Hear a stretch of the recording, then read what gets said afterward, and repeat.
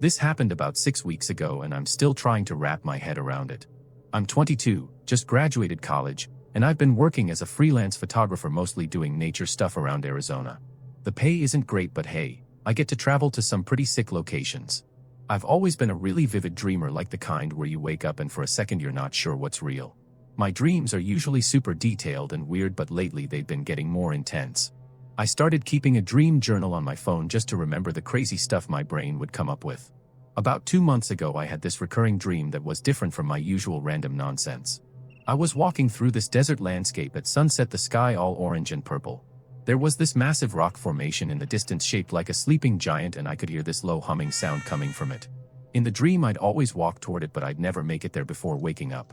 The weird thing was every time I had the dream it felt more real than the last time. So anyway, I'm scrolling through this photography forum one day when someone posts about this hidden gem in the Sonoran Desert. They called it Giant's Rest and posted a blurry photo that made my heart stop. It was the exact rock formation from my dreams down to every detail. I mean exactly the same, the sleeping giant shape, the way the rock stacked, the little cave opening that looked like a mouth. I had to see it for myself. The guy who posted it said it was about 3 hours southeast of Phoenix, way off the beaten path. He didn't give exact coordinates, just said to look for an old mining road marker at mile 47 on Route 85, then head east into the desert for about 12 miles. Classic photographer gatekeeping, but I was determined. I loaded up my Jeep with water camera gear and camping supplies, planning to make it a weekend trip. The drive out was pretty standard desert highway stuff until I hit that mining road marker. The guy wasn't kidding about it being off the beaten path. The dirt road was barely visible and my GPS lost signal after about 20 minutes. I followed what looked like tire tracks in the sand, weaving around cacti and rocks. The landscape started looking more and more familiar, which was impossible since I'd never been there before. But it matched my dreams perfectly, even the way the afternoon light hit the mountains in the distance. After about 2 hours of slow driving I saw it. Giant's Rest, rising up from the desert floor exactly like in my dreams. I parked about 50 yards away and just stared. The resemblance to a sleeping person was uncanny. You could see the profile, the way the rocks formed what looked like a face in repose, arms folded across the chest. It was beautiful but also kind of unsettling. I set up camp as the sun started setting, and that's when I heard it. The humming. Low and constant, just like in my dreams. I figured it had to be wind blowing through the rock formation, but it was dead calm, not even a breeze. That night I had the dream again, but this time I made it all the way to the rock formation. In the dream I climbed up to the cave opening that looked like the giant's mouth and went inside. The humming got louder and I could see this blue glow coming from deep within the cave. When I woke up I had sand in my sleeping bag and dirt under my fingernails. The next morning I decided to explore the formation for real. I grabbed my camera and hiking gear and started the trek across the desert. The closer I got, the more familiar everything felt. I knew exactly where the easiest climbing spots would be, which path to take around the cacti. It was like I'd been there 100 times before. When I reached the base of Giant's Rest I found something that made my blood run cold. Footprints in the sand. My footprints. Same shoe size, same tread pattern, same walking gait. They led right up to where I was standing, then continued toward the cave opening. I followed them up the rocks, my heart pounding. The cave mouth was bigger than it looked from a distance, big enough to walk into without ducking. The humming was definitely coming from inside, echoing off the walls. I turned on my phone's flashlight and stepped in. The tunnel went deeper than I expected, sloping downward into the rock. The walls were smooth, like they'd been carved, not natural at all. About 50 feet in, the tunnel opened into a large chamber, and that's where I saw the source of the blue glow. There were these crystalline formations growing from the ceiling and walls, pulsing with this soft blue light. They looked almost organic, like some kind of coral or fungus, but made of crystal. The humming was coming from them, getting louder when the light pulsed brighter. But that wasn't the freaky part. In the center of the chamber was a sleeping bag. My sleeping bag. The same one I'd left at my campsite that morning. Next to it was my camera bag, my water bottle, even the granola bar I'd been saving for lunch. I backed toward the tunnel entrance, my mind racing. There was no way my stuff could be down here. I'd just left it at camp 20 minutes ago. But as I turned to leave I saw something that made me freeze. More footprints leading deeper into the cave system. My footprints again. The humming suddenly got louder and the blue light started pulsing faster. I ran. I've never been so scared in my life. I climbed out of the cave and down those rocks faster than should have been possible, scraping my hands and knees on the rough stone. When I got back to my campsite everything was there just like I'd left it. Sleeping bag, camera bag, water bottle, granola bar. All of it. But my hands were still bleeding from climbing down the rocks and there was blue crystal dust on my clothes. I packed up and got out of there as fast as I could. The whole drive back I kept checking my rearview mirror expecting to see myself following behind. That night back home I had the dream again, but this time it was different. I was in the crystal chamber and there were dozens of other versions of me walking around like sleepwalkers. They all turned to look at me at the same time and smiled. I haven't been back to the desert since. I threw away that sleeping bag and deleted all the photos from that trip except one.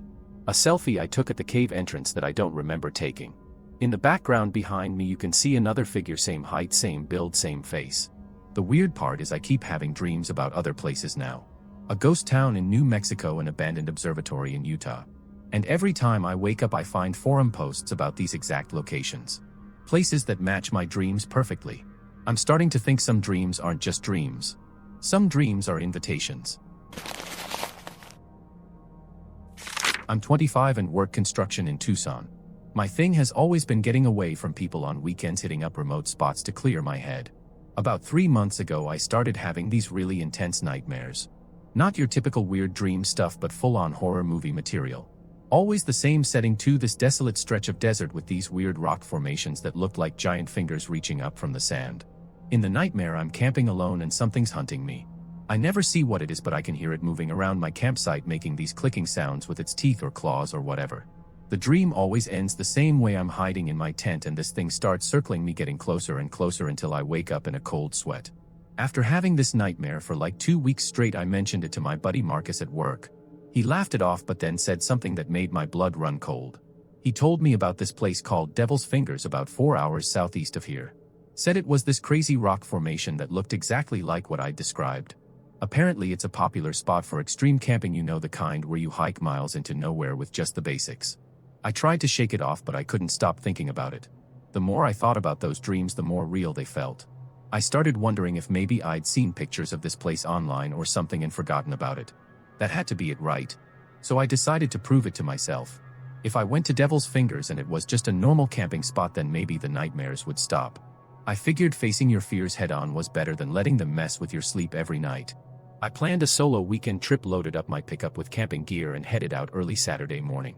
The drive was pretty standard desert highway until I hit the turnoff Marcus had told me about.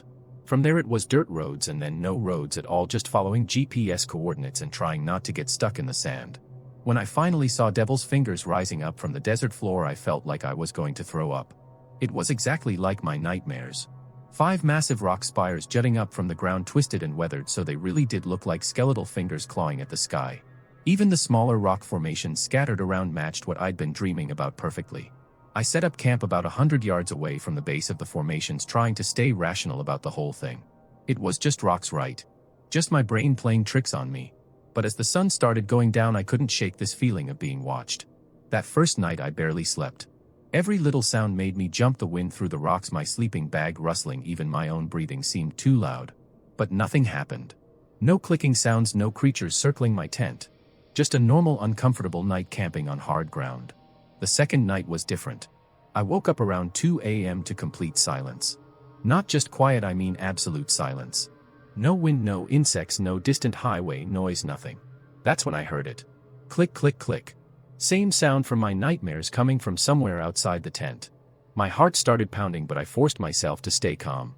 It had to be some kind of desert animal, maybe a javelina or something. I grabbed my flashlight and slowly unzipped the tent flap to take a look. What I saw made me question my sanity. There was someone else camping about 50 yards away. Another tent, another campfire that I definitely hadn't seen when I set up. The weird part was the person sitting by the fire looked exactly like me. Same height, same build, same clothes. He was just sitting there staring directly at my tent. I ducked back inside and zipped up the flap, my hands shaking. This had to be part of the nightmare, right? I was still asleep. But everything felt too real, the cold desert air, the rough fabric of the tent, the taste of fear in my mouth. The clicking sounds started again, but now they were coming from multiple directions. I peeked out again and there were more campsites. At least 6 of them scattered around Devil's Fingers, each with their own campfire and each with someone who looked exactly like me sitting by it. All of them staring at my tent. That's when I realized what was happening. My nightmares weren't just dreams, they were somehow creating these other versions of myself. Every time I had the dream, another one appeared in the real world, camping in this exact spot. I watched as all 6 of them stood up at the same time and started walking toward my tent. They moved in perfect synchronization, their faces blank and expressionless. The clicking sounds were coming from them now, coming from their mouths like they were making the noise with their tongues or teeth. I didn't wait around to find out what they wanted. I grabbed my keys and ran for the truck, leaving everything else behind. But when I got there, one of them was already waiting by the driver's door.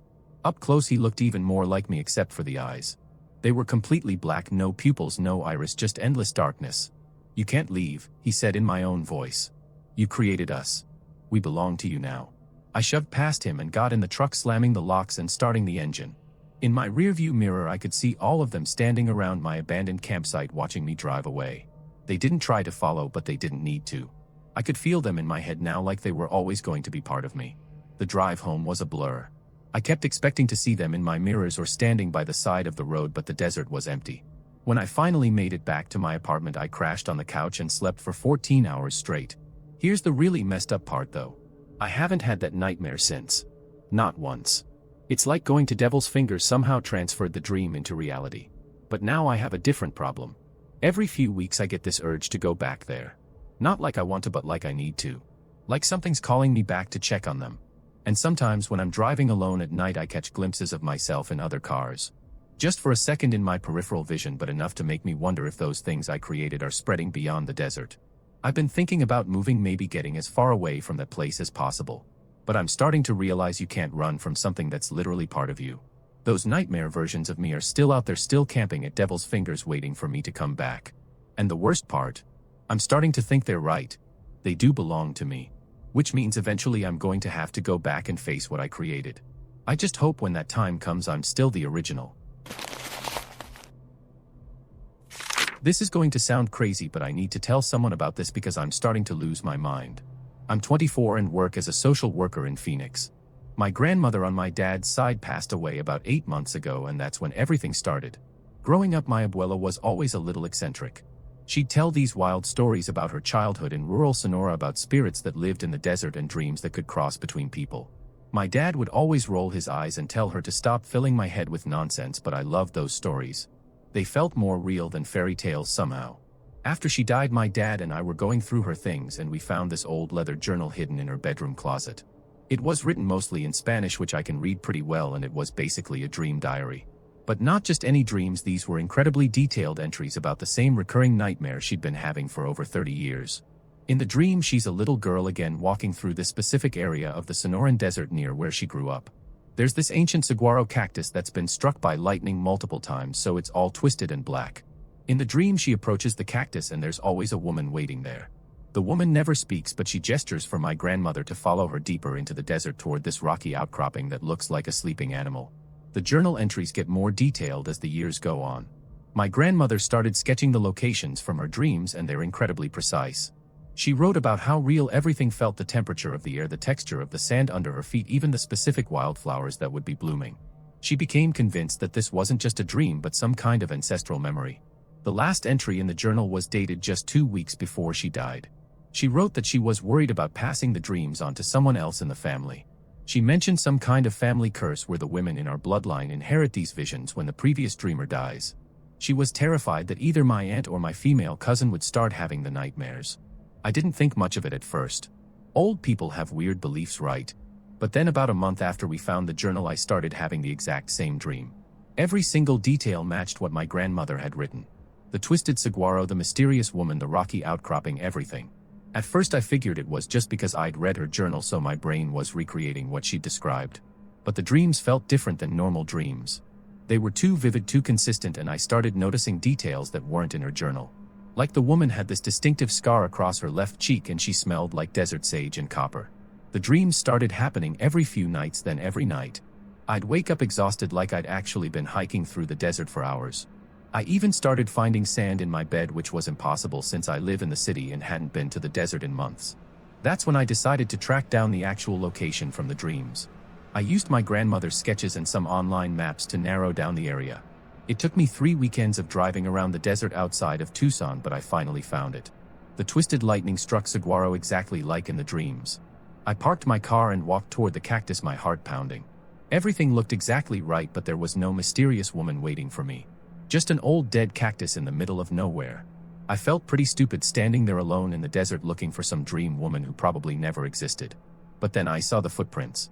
There were dozens of them leading from the cactus toward the rocky outcropping. Different sizes, different shoe treads, like multiple people had made this same journey over the years. Some of the prints looked fresh, but others were partially filled with sand, like they'd been there for months or even years. I followed the trail feeling like I was in a trance. The rocky outcropping was about half a mile from the cactus, and when I got closer I could see there was a small cave opening. Just big enough for a person to crawl through. Inside the cave I found something that made my blood run cold. It was like a shrine with dozens of personal items scattered around. Jewelry, photographs, pieces of clothing, all of it looked old, like it had been there for decades. But in the center of the shrine was a collection of journals just like my grandmother's. I grabbed one of them and started reading. It was written by someone named Elena, dated from the 1940s. Same dream, same woman, same location. Another journal from the 1960s written by someone named Carmen. Another from the 1980s by Maria. All women, all describing the exact same recurring nightmare. The most recent journal belonged to my grandmother, but there was another one next to it that was barely started. Just a few entries from someone named Sophia, written in the last few months. The handwriting looked young and the Spanish was mixed with English, like someone my age would write. That's when I realized I wasn't the only one having these dreams. Somewhere out there was another woman, maybe multiple women, who were experiencing the same ancestral visions. We were all being drawn to this place in the desert like moths to a flame. I took photos of everything and got out of there as fast as I could. That night I had the dream again, but this time it was different. Instead of just the mysterious woman, there were others. I could see them in my peripheral vision, other dreamers from other families, all walking toward the cave. When I woke up, there was a text message on my phone from a number I didn't recognize. It just said, "You found it too, didn't you? We need to talk. Sophia." I haven't responded yet because I'm terrified of what this means. Are we all descended from the same person? Is this some kind of genetic memory that gets passed down through bloodlines? Or is something in the desert actively calling to us, using our dreams as bait? The worst part is I can feel the pull getting stronger. Every night the dream woman looks more real, more urgent, like she's trying to tell me something important. And I'm starting to have the dreams during the day too while I'm awake. I'll be at work and suddenly I'll smell desert sage and copper, and for a split second I can see the twisted saguaro superimposed over whatever I'm looking at. I found Sophia's social media account and she looks exactly like the woman from my dreams, just younger. Same scar on her cheek, same dark eyes. I think she might be the descendant of the original dream woman, the one who started all this decades or maybe centuries ago. I'm supposed to meet her at the cave next weekend. Part of me knows this is a terrible idea, but I can't fight the compulsion anymore. The dreams are getting stronger and I need answers about what my family has gotten mixed up in. I just hope that when I go back to the cave I'm still myself when I leave. Because I'm starting to think that's the real test. The dreams don't just run in families, they consume them. And once you follow that woman deep enough into the desert, you become part of the shrine forever. If you don't hear from me after next weekend, you'll know I was right.